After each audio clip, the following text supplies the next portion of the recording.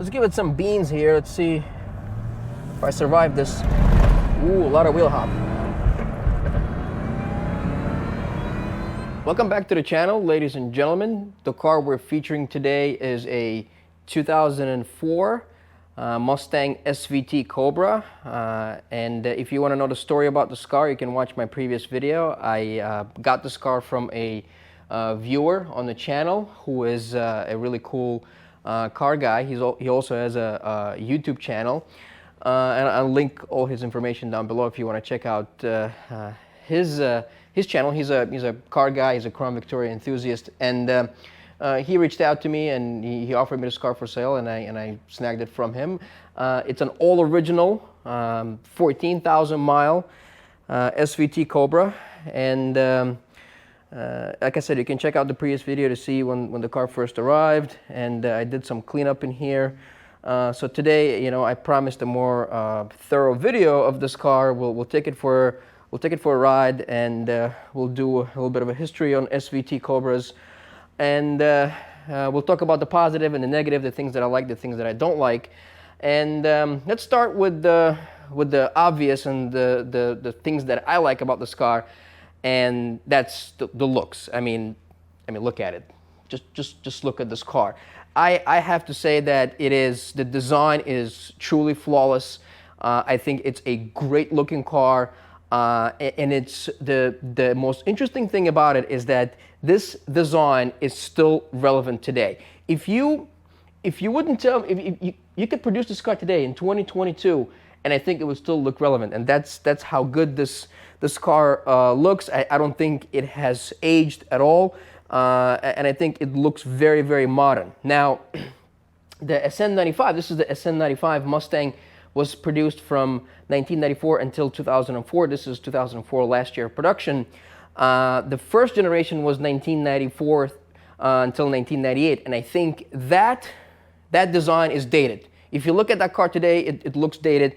But the refresh, the second gen, so to speak, that came out in 1999, I think it's a much better, much cleaner, much edgier design, and I think it looks really, really good. And especially on a Cobra. Obviously, the Cobra had some upgrades over the regular GT, and obviously the base Mustang, you have the Cobra-specific bumpers, you have Cobra-specific fog lights, you have Cobra-specific wheels. These were optional chrome wheels, and of course Ford, being Ford cheaped out. I've never seen this before, but there's a funny thing in here. They only chromed the face of the wheel. If you the rest of the wheel is not chromed. I have never seen this. I mean, what a way to cheap out. And these were optional. These were extra money for chromes. And I've never seen it, even on cheaper Fords like the Crown Vics or Grand Marquis. I had some cars with optional chrome wheels. They would typically chrome the entire wheel, but here they cheaped out. Of course, you have Cobra-specific hood. You have the Cobra-specific, SVT Cobra-specific spoiler. The rear bumper is different, you know, the exhaust and all that stuff. And we'll get into the performance in a second. But that's number one thing about the car that I really, really like, and it's the looks. Number two, of course, is under the hood. So let me show you what's under there. And it's by far, I think, probably one of the best engines that Ford ever put in a car. And this is going to be difficult with one hand because Ford, let's see here, oh boy, it's a heavy hood. This is actually fiberglass. All Mustangs use props. I think the first year for Mustangs to use the actual shock, the gas shock, was 2018 or 2019. You know, all the way up until then, it's all, you know, props. But this is the gem, the jewel of this car. I think probably one of the best engines, aside maybe from a Wudo, to grace the Mustang. It's a 4.6 liter, 32 valve with the Eaton M112 supercharger. The official numbers from Ford in 2003, 390 horsepower. I believe the 2004 made more power, but Ford didn't really release the numbers. So, and here's, you know, this is the thing with Ford that I don't like, is they make such a beautiful engine like this, and it was only available in this car for 2 years, 2003, 2004, and that's it. It never seen any other car, which is kind of sad because they spent all this time and money developing this engine, and it's an iron block, you know, old forged internals. And, you know, obviously hand built. You have the tag here as to who built it. And it's really sad that it didn't, you know, we didn't see this engine in other cars, because Ford did have other cars that could have put it in, such as the Mercury Marauder, you know, which had a version of this engine, was actually a Mach 1 engine, not supercharged, not forged, not iron block, only made 302 horsepower, if I believe correctly. But that's the thing with Ford. And this engine is so overbuilt. It's basically a, you know, an American version of the 2JZ, the coveted 2JZ that you find in the Mark IV Supras. And very, very modifiable. This car is obviously all stock. It only has 14,000 miles on it. It has unmolested and, you know, unmodified example. This is as original or as close to new as you could possibly, you know, get. So we'll take it for a ride. So we'll experience this car. But, you know, that's the problem with Ford. I really wish we would have seen this engine somewhere else, but, you know, we didn't. Just like with the Wudo, the 5.2 liter with a flat plane crank that they put in the 2015 through 2020 GT350s. Well, 2015 was only a couple of hundred cars. So 2016 through 2020, 4 years, and we didn't see that engine anywhere else. Technically, the GT500 has that version of that engine, but it's not the same. So, you know, I don't understand Ford, but that's just the way they are. So, you know, these are kind of the positive things about the car. Some of the negative things, at least for me, let me close this down. It's a pretty heavy hood. I have to say that, and I know the Mustang community probably going to jump on me, because everybody, you know, these days everybody gets offended. You know, God forbid you say something negative about something that somebody else likes. But I don't really care, because, you know, everybody, no matter what you say, everybody's going to get offended. But I find this car to be extremely uncomfortable. I don't know if it's me, or I just can't find a comfortable position, comfortable driving position in this car, and that's why I believe this is not really a true driver's car. And I'll show you what I mean, okay? So the problem, at least for me, is that this car obviously has Cobra specific seats, which are, you know, grippy, and they have the, you know, Alcantara inserts and whatnot. And the bottom of the seat is power. It's all adjustable. There's like a million adjustments here. The recliner is, as you can see, manual. And for the love of me, I can't find a comfortable position, and I think it's because the interior was designed by an idiot. And I am convinced that, I'm truly convinced that this was designed by someone who just probably graduated design school. Ford gave him $50 and, you know, off they went, you know, or somebody who didn't really care about ergonomics. And I understand this is, you know, like a 90s car, so the interior was basically, you know, carried over. They didn't really do anything specific for the, you know, for the SVT Cobras. There's some touches here, but nothing, you know, in terms of, you know, major redesign. And I truly believe that this car was originally designed as an automatic, and the manual is really an afterthought. And let me show you what I mean. So the problem begins with the shifter. So let's get inside here. And as you can see, look at the size of this thing. It basically looks like it's from the, you know, from a truck from 1960s. And if you pay close attention here, you can see how the actual rod is like an L-shaped. It's bent towards the driver, obviously because there's a flaw. And the flaw is that the transmission, the shifter itself, the mechanism sits too far forward.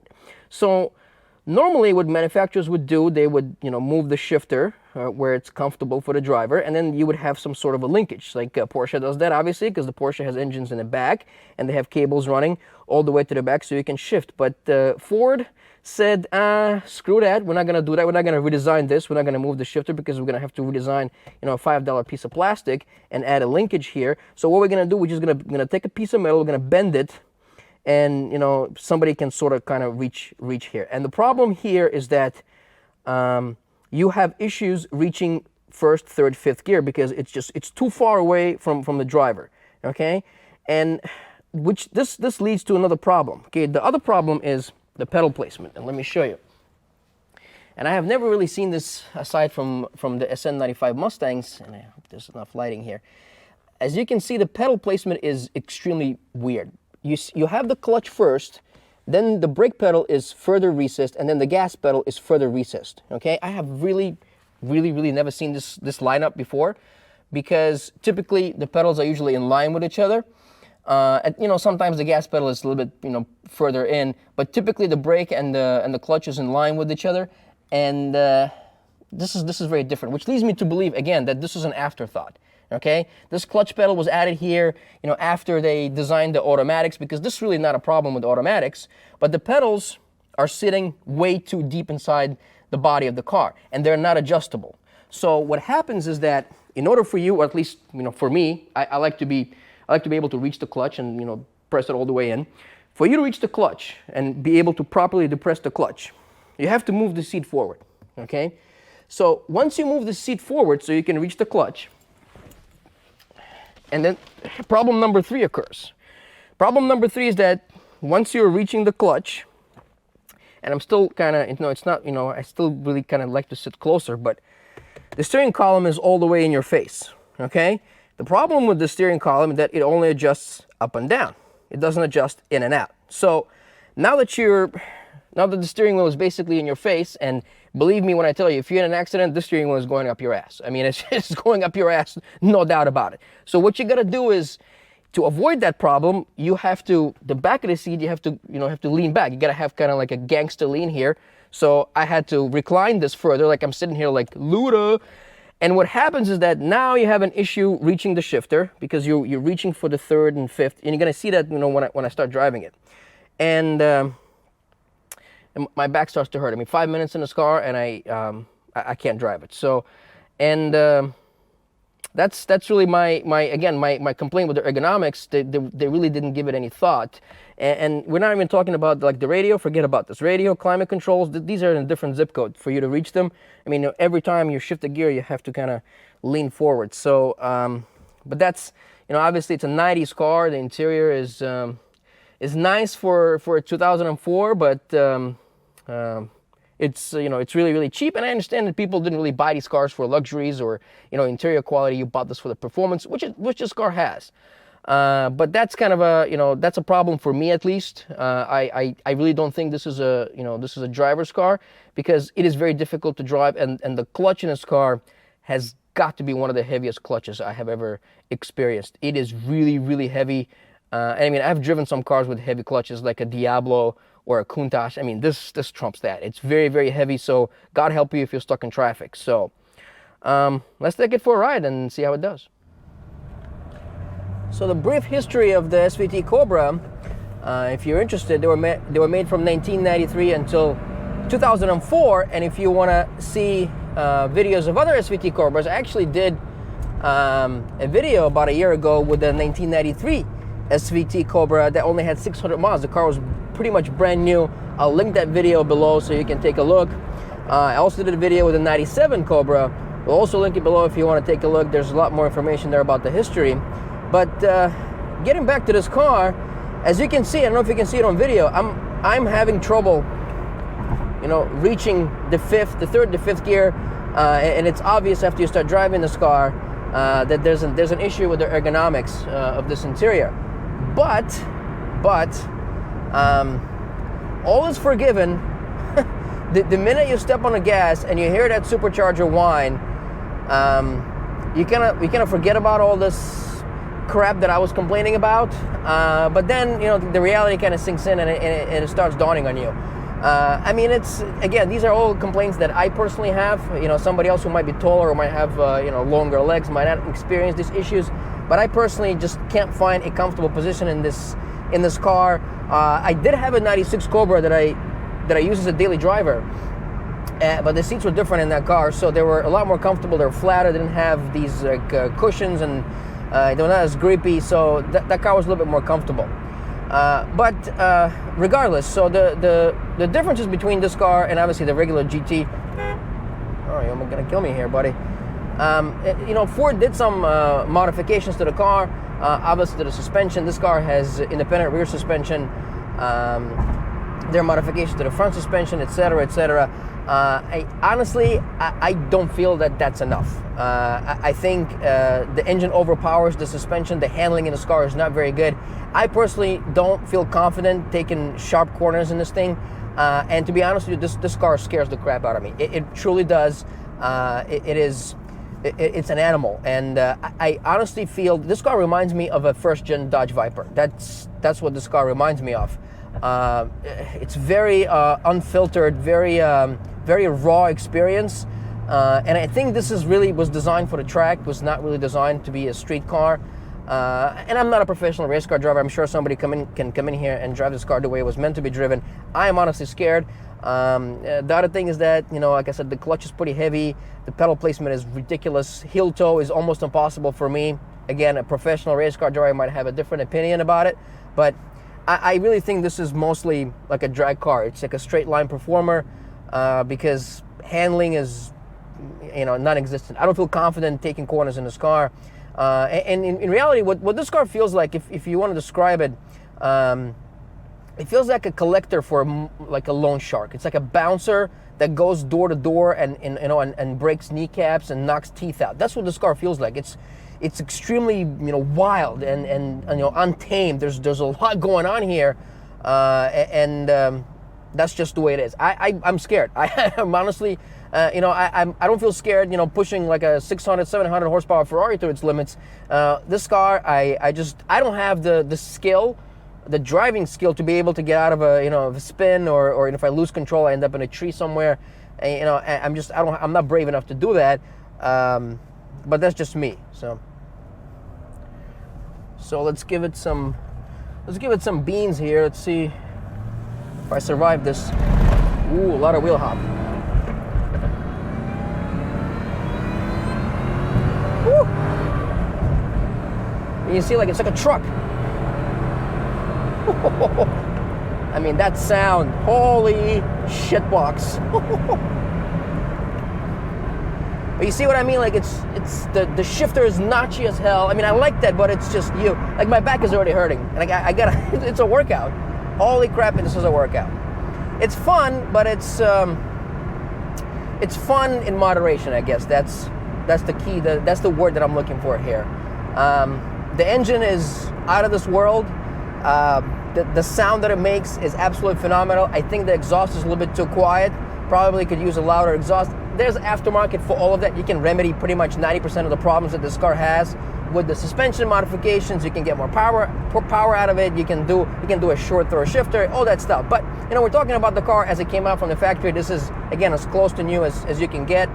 And these are kind of my thoughts about it. Let me know in the comments what you think. If I'm full of crap, or if I'm if I'm close or whatever. Some people, I'm sure, might share my view, but some might not. But these are my thoughts. Thanks for watching. Peace.